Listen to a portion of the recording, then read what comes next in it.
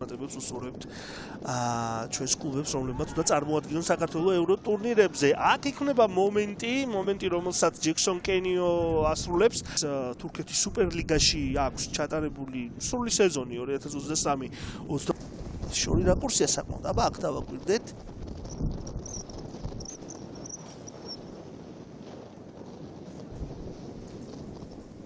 ხარში ეხება და მერე ხელშიც მე მგონი და ასეთ დროს იმდენი ვარიაცია გვინახავს, იმდენი ვარიანტი, იმდენი გადაწყვეტილება, რომ უბრალოდ ძალიან რთულია ესე დამაჯერებლად მით უმეტეს რაიმე თქვათ. თუმცა ის რომ ბურთი კარში მიდის, ეს შესაძლოა აღმოჩნდეს ახლა საკვანძო ამ გადაწყვეტილების მიღებისას. თავარი სიტყვა რა თქმა უნდა გამოცდილ საჭჭელი ხორავას ეკუთვნის. აბა ნახოთ.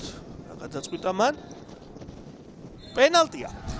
ხორავა უმხლება იმისა, რომ ეს პენალტი შესრულდა და კარგად თამაშობს ოლექსანდრ ვორობეი, რომელიც ახერხებს თავისი გუნდის გადარჩენას. გამის თქმა შესაძლოა აქაც ქარი იყო მთავარი ფაქტორი.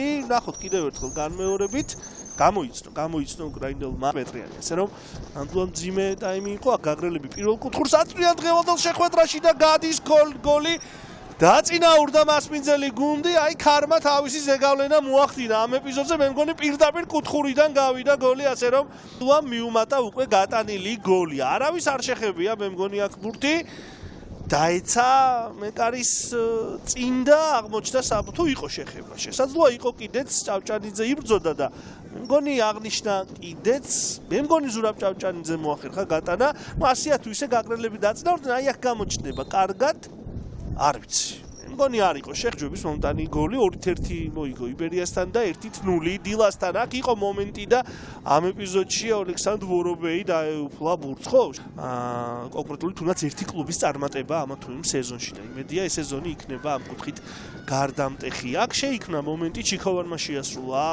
პრინციპში მსგავსი შორეული დარტყმები პირველ ტაიმში თითქმის არ იყო, პრინციპში ერთხელ იყო, როდესაც პირველ ტაიმში და ჩვენ ვარაუდეთ, რომ შეუძლებელი იყო, რომ მეორე ტაიმი უკეთესი არ ყოფილა. თუმცა ნახოთ ეს ეპიზოდი, ჯექსონ კენიოს დარტყმა და მოიგერია ნამდვილად გახდება იმის წინაპირობა, რომ ვორობეი გახდეს ამ ტურის ჩაწოდება საჯარიმოში. გამოაქვთ ბურთი გაგრელებს. ჩიქოვანი მეორე მცდელობა შორიდან. ამ შემთხვევაში უკვე ახერხებს ჩიქოვანი გოლის გატანას და ანგარიშის გათანაბრებას ყველაფერი თავიდან იწყება.